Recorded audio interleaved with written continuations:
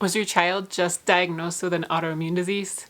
Today I'm going to discuss some things that you can do to help support both them and you through this very scary and overwhelming process.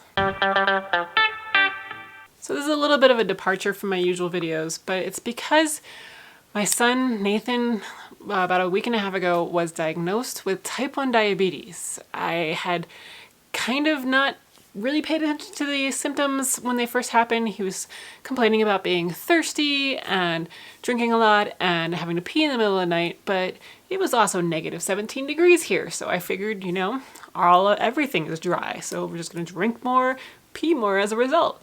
And then he started getting tired, but he said he felt fine, everything was fine, but he kept getting more and more tired.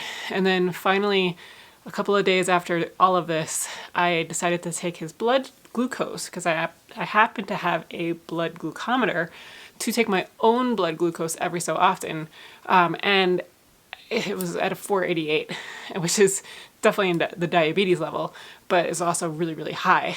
And I also happen to have a breath ketone monitor, which from my days of doing the ketogenic diet, like years ago, checked that, and sure enough, he was producing ketones. So I called his doctor and they said just rush him to the ER. He was in diabetic ketoacidosis, which is a very scary state where the body is basically becoming acidic. And in a diabetic, this can really lead to like coma, death, all kinds of scary things that I don't even want to go to. So as a result, it's been a crazy couple of days ever since. And I wanted to make this video while it was all still fresh in my mind, because one of the things that we've gotten through this whole process has been a lot of support. We actually talked to a social worker. We have a medical team.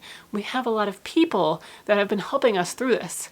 However, I know from my own autoimmune disease that's not normal. Most people don't get this kind of support. And so I wanted to make this video for those of you that don't get this kind of support, or maybe those of you that maybe get this kind of support but want to have a little bit extra as well. And the things I want to talk about in this video are not necessarily physical symptoms, because they can be different and run the gamut depending on what autoimmune disease your child has and all of these different kind of things. Even within the same autoimmune disease, symptoms can be so much different. And dealing with adults all the time, I know this is definitely true. But the things we really want to look out for are some mental things, so that way we can support them through this whole entire process, but also support you, because don't discount you or anything that you're going through. This is by no means meant to replace the advice of a social worker or counselor or psychologist or any of those people. This is just meant to enhance it. So the first thing to note is that it is a trauma. It may not be like a huge trauma like some of the other traumas that you may have think of in your life, but it is a trauma. To get a diagnosis, to be told that something is wrong with you, to be told that something's going to happen to you for the rest of your life, that you can't get rid of it, it's a trauma. So the very first thing to know is to make sure that you honor your child's feelings and make sure not to discount them. You don't have to make a huge deal out of it, but make sure to make some sort of deal out of it. Ask them how they are feeling. Check in with them several times a day, asking them how they're feeling. But whatever you do, do not say things like, oh, suck it up, it's just an autoimmune disease, it's not that big of a deal. Or, but you don't look sick. That one's the worst of all of them. Or to pretend like it never happened. Because that may be one of the worst of them all, because your child has all of these feelings inside, and if you're pretending like it didn't happen, whether it's out of good intentions just to make not a big deal out of it and to go on as life is normal with this disease or whatever, it's going to kind of discount what your child is feeling. And remember, it's a trauma. They need to kind of deal with it. And so just don't pretend it never happened. And the next thing to know is that there will be stages of grief. This is just the same stages of grief as if you lost someone. The person is going to be like mourning their loss of what may have been, of things they can no longer have or do, of their identity. And there's just so many different things. But they will go through the same stages of like anger and sadness and acceptance and all of these things several times in different orders and all over the place. Trust me, it's kind of crazy how it, yeah. But one thing to note too is that like my husband and I are actually going through this a lot faster than my son right now, because we're actually mourning a lot of the things that we know from our life, like experiences that we've had that we know are going to be different for him, or that he may not be able to do, or that are going to be so much more complicated, and all of these things. And he doesn't necessarily know what he doesn't know, right? He doesn't know that these things are going to be different. So he's not mourning that because he doesn't know. But we do. And so we're kind of mourning in advance for him. However, we have to take a step back and also realize that he may never have these same experiences, or they may be so different for him that he doesn't even realize that they are different than ours, or any of these things. And also technology and medical science and everything is coming so far that, with my son's diabetes, they may have technology that will make life so much easier for him when he is my age, for example. And all these other autoimmune diseases. Who knows? By the time, they're 20 or something, they may have been able to stop and reverse autoimmune disease. You can never stop hoping for things like that. So while I think it's important that we honor our feelings that we're mourning, let's just make sure not to go overboard with that. But also recognize that in your kid, that if they are going through these stages, it's perfectly normal.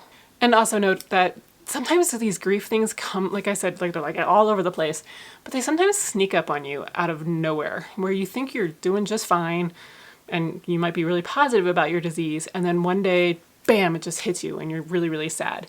And then you might go back to normal again. But just know that these are normal situations as well. It's just something that happens. Something may trigger it. Something may remind them of something, or they may experience something that was different than the way they had before. Especially right now during the pandemic, a lot of the kids are not doing a lot of the experiences and activities that they used to. So when they start doing them again, expect to see a lot more of this playing out again.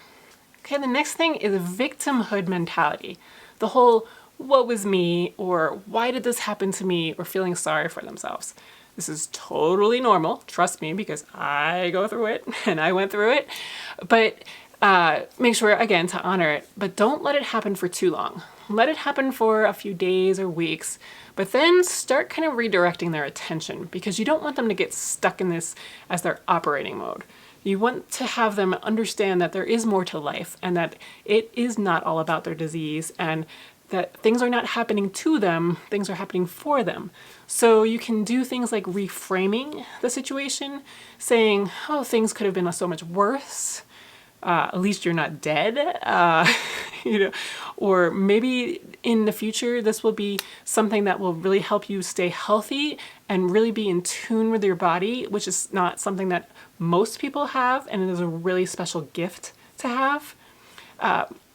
My own personal way of looking at all of this, to switch from the victimhood mentality, was to realize that I can help others, and that it has helped me to stop eating so much of like the donuts and all of these other things that were making me really unhealthy and probably setting me up for other really bad chronic diseases that really could not be reversed or put in remission. So I think my autoimmune disease is a gift. It took me a long time to get there, but just trying to start thinking in these kind of patterns rather than, oh, everything is happening to me, I'm so sad, I am such a victim. So it's just basically like finding some positive and some neutral, they don't always have to be positive, things and aspects about their disease that can get them out of that whole entire victim mentality. And yet again, just like grief, this whole victim mentality can also creep up and come back at random times as well. I use the example of the Monday before Nathan's diagnosis. I had a day, let me tell you. I don't know what triggered it, but I was feeling so sorry for myself that I had to eat differently, and that I couldn't eat the things that my family was eating and that everybody else in the world was doing, because if I didn't eat the way I do, then I get exhausted. I have autoimmune flares. I just can't function, basically, if I don't eat the way I do, as a way of managing my disease. And so I felt really sorry for myself. I was crying, I was yelling, I was screaming. Nobody wanted to get near me because I was just like, ah! And it was a day. But the thing, like looking back now, I really think it was preparing me kind of for Nathan's diagnosis. It was probably the universe's way of saying, here, just shut up. But it was probably me feeling sorry for myself because of my diet. Eventually throughout the day, I was like, all right, hold on, stop here. Let's think about this. You've had your chance to yell and scream and cry, but think about the fact that yes, you have a disease. And I had to remember that because sometimes I think when you live pretty successfully with a disease, you forget that you have one. I don't know if that makes sense, but it's not like it's right when you get the diagnosis. It's a thing that you just happen to have, but sometimes you forget about it. And I had to remember that I have one, and I'm so fortunate that the way that I can control it and keep my disease in remission and feel good is by taking one lousy pill in the morning and eating delicious nutrient-dense food. I didn't have to do anything else, right? And so that's how I got over that Monday. But I think it was preparing me because that way I didn't feel sorry for myself about food when Nathan got that diagnosis and we had to learn that we had to give him life-saving insulin every 3 hours. And like that was a totally different situation and it made it so much harder. But if I was already feeling sorry for myself plus him, it would have been really hard. I also think it was helpful that I had that Monday and Nathan saw it because then he can see that it's okay to have days like that you can yell and scream and cry, and it's okay because we need to do that. And if you aren't sure why keeping emotions all pent up isn't good for you, watch my How I Healed My Back Pain with My Mind video. It was pretty fascinating to me how I was able to basically like immediately stop some chronic back pain after like releasing the emotions of frustration and resentment I had against my kids. It's now been over a year and I haven't had a single episode of back pain since. So it's really important to learn that you can hold emotions that you don't necessarily want to feel in places in your body and cause things like disease and pain and everything else like that. So watch that if you haven't seen that yet. So one big thing to stress is that it is not their fault that they got an autoimmune disease. They didn't do anything to deserve it or to cause it or anything like that. I think that's a big thing on their minds.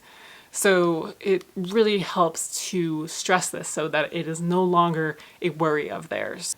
I found one really good way of discussing this too is to discuss how boring life would be if there were no bad things that happen in life. That if everything was just good and everything was good for you, life would be kind of boring. But by having good and bad, we can really appreciate the good that much more, and it just makes life so much more interesting. Now, my son is 11, so he can understand this. This is not a conversation you're probably going to have with a 2-year-old. However, it is important to stress, again, that it's not their fault and that it's just an unfortunate thing that has happened to them. Another thing to note is that they may take out their anger and grief and all of these different things in ways that you may not expect. So it might not be over the autoimmune disease, it may be over something completely different. For example, my son the other day got really upset over a math assignment that he was working on. He could usually do it, but for some reason he just got, the patience level was just not there. And so he completely lost it, started crying. And I recognized that that probably was a manifestation of his sadness and lack of patience due to the autoimmune disease diagnosis. And so I told him to stop. We would work on it later. He had a little bit of a breather, had some food, and then he came back to it and he was fine.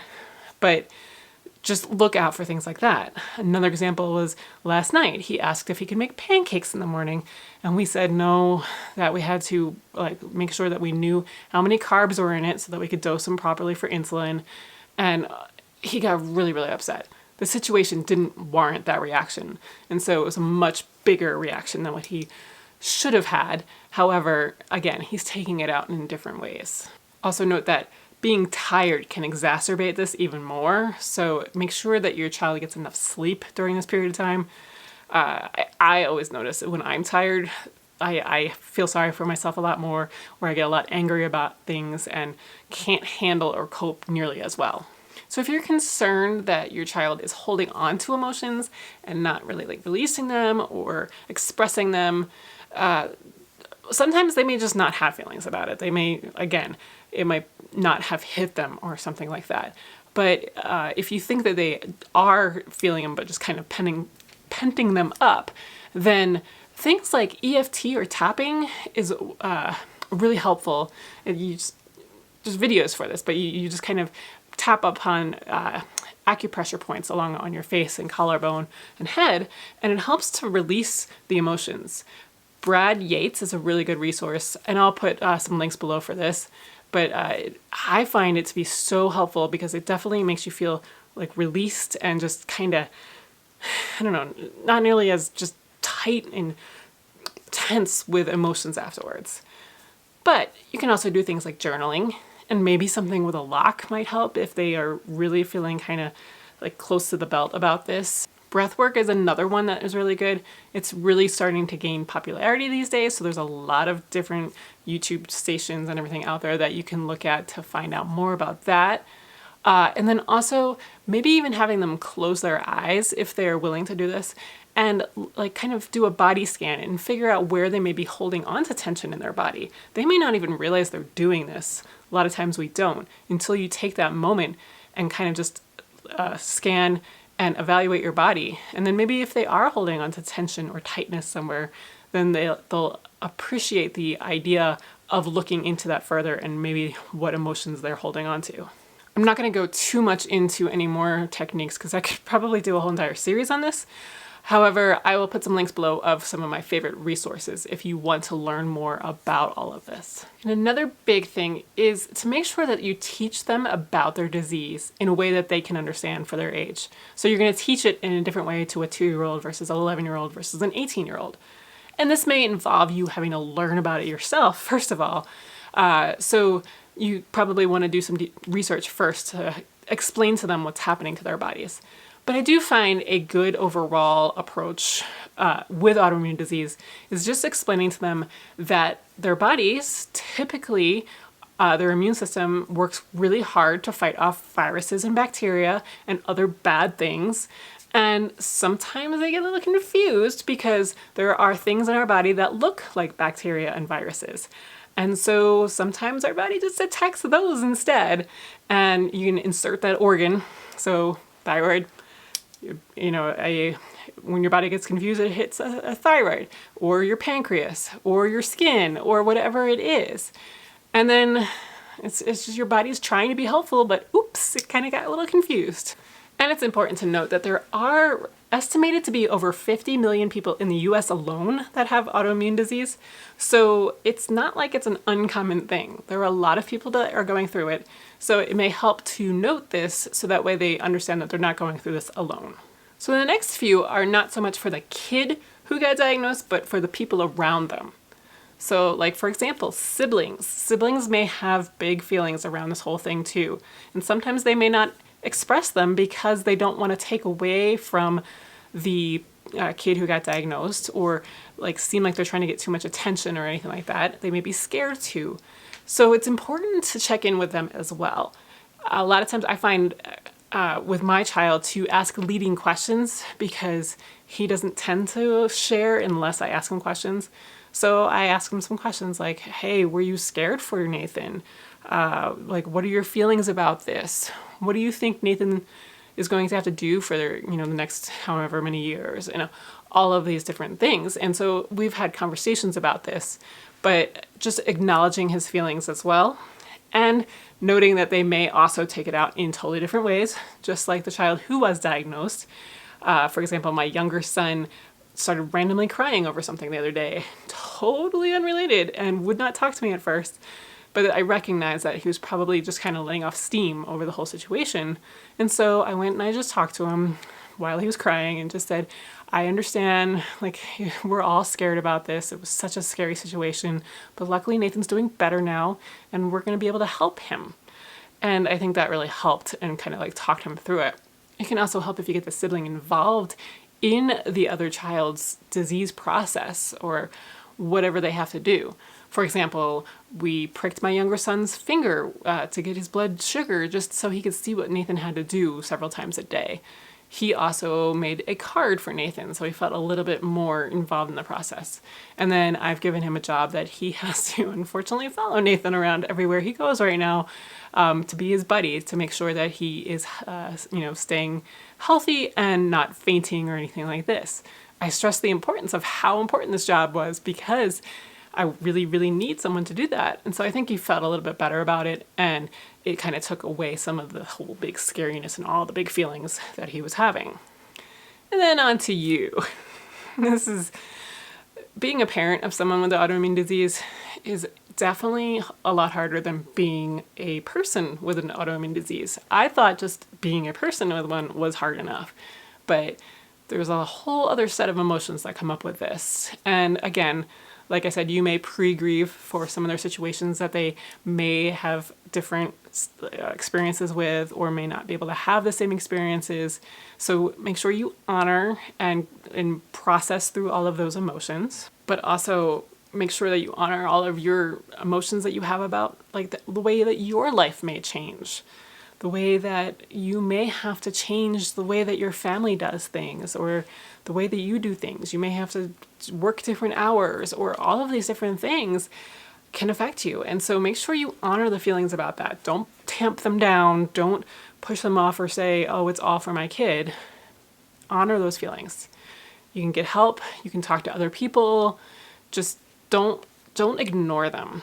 You have to put yourself first, which sounds weird, but you can't be the best person to take care of your child if you are not healthy and mentally fit. If you have things going on, you're going to be half there. So if you can address those the best that you can, then you're going to be able to be that much better of a support for your child. And also, let me stress that it is not, and let me stress that again, not your fault that this happened. Trust me, I am going through this one because I am an autoimmune disease health coach and healthy food blogger, and I mean, should have known better, right? My kids should have been healthy. Everybody that I've talked to, like, I can't believe it was your kid. Like, you're the healthiest person I know. Because it doesn't have anything to do with that. That's the whole thing. Autoimmune disease has several different components to it, and it doesn't really matter. You can try your best to try to like push it off or prevent it, but it's not necessarily ever gonna really prevent it if it is meant to happen. It was hard for me to hear that Nathan had an autoimmune disease because we usually are pretty healthy, and I kind of let them eat a lot more sugar and junk food through the whole entire pandemic. So the first thought in my mind was, oh no, I should not have done that. But again, I'm not so naive as to think that he would never touch the stuff later. So even if it didn't happen now, it probably would have happened later. But also, it may not have anything to do with it whatsoever. Type 1 diabetes is an autoimmune disease. Type 2, maybe the diet would have affected him a little bit more. But again, it's kind of a moot point. It's not necessarily anything I did. It's just an unfortunate thing that happened. So we can't live our lives in fear of getting an autoimmune disease ourselves or for anybody in our family getting them. All we can do is just manage it once we do and help manage it in the best way possible. And since I know the question I will get, because I am a autoimmune disease health coach who primarily talks about the autoimmune paleo diet, which is meant for autoimmune diseases, the question is probably going to be, am I going to put him on the AIP diet? And the answer right now is probably not, at least not right now. The reasoning being, it is a pretty strict diet. And if his doctor had said, oh yes, please put him on that, I would have done it. But I find, and this goes for adults as well, if you are not that bad off, I don't really recommend doing it until you are, or if you really, really want something that's effective at healing your gut quickly. But a child who is just diagnosed with a scary, scary sounding thing, having to be told to remove a lot of foods on a regular basis already, it's not that he can't have them, but he can't have them at the times he wants, at the times he's used to, or any of that kind of stuff, is already a big enough adjustment. Having to carb count, already a big enough adjustment. So going on to a restricted diet like that right now, I think would just kind of push us all over the edge. So no on that right now. I'm also not doing a low carb diet just because the science I haven't really seen to say that it's great for kids. If he was an adult, it may be a little bit different situation, but both between my research and then also what our doctor said, we're just keeping him on like a moderate carb diet. We're not really necessarily restricting them, but I am trying to make sure that he has healthy carbs, not so many empty carbs like junk food. Like we'll have an orange if we're gonna have 15 carbs instead of a whole pile full of pirate's booty, something like that. So we've had a lot of conversations about things like that, like nutrient dense foods versus empty carbs and foods. And so my 11-year-old can understand this, but I have to also kind of pace him. If I start overwhelming him with stuff, he's going to turn around and go the other way, and I will lose him, and I won't be able to really nurture this whole idea of getting healthier over time. So my plan right now is to mainly stay on a paleo kind of style diet that like we typically do. I'm usually a lot more paleo than they are. They sometimes eat gluten-free like mac and cheese, and they have cheese and all these other kid foods that I would love to be able to have, but don't work so well for me. So they're gonna continue to have that on a semi-occasional basis. And then we're gonna work towards having some more nutrient-dense foods in there as well to help his immune system to kind of recover and to get him on a little bit healthier of a track. But I'm not necessarily going to put him on any sort of diet or healing or otherwise just right now because I don't think it's necessary. And of course, this is not any recommendation for your child. You should do the research for your own child. This is just my interpretation of the whole situation and what I think is going to be best for him. So as for what I'll be teaching him as the dust settles and we've learned a lot more about his autoimmune disease and type 1 diabetes in general and really got the whole carb counting and insulin dosing and all that stuff under control, I'm going to really start working on stress relief with him because I feel like that is just as important as all the food and everything else. Stress can be a trigger for autoimmune flares. It can cause leaky gut. It can cause just complications, all kinds of stuff. So it's one of these things that we really, really want to stress with them is to reduce stress. So I will be working on teaching him a lot more things like meditation, breath work, journaling, tapping, like I said, just all of these tools so that he has tools in his toolbox when he gets to these crazy teenage years of stress and responsibility, and I may not be there all the time for him. So I think that's going to be the next step. It's kind of like start working on his diet to make it a little bit healthier, start understanding the ramifications of what he eats, what raises his blood sugar and not, and eating more nutrient-dense foods, and then working on stress relief.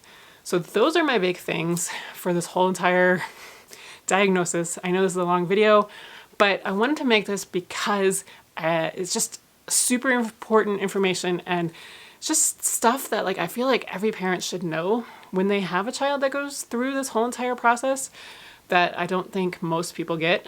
I mean, I certainly did not get this at all with my Hashimoto's diagnosis, and I really wish I did. So I just wanted to provide this for you and use the space below in the comments to support each other. And let's talk about this. And if you are really need support, just comment below and we'll try to help you out. All right? Hang in there. I know it's hard. This is probably one of the hardest things I've ever done. And it's going to take a while to get through it and ups and downs for sure. But hang in there. We'll all get through this, right?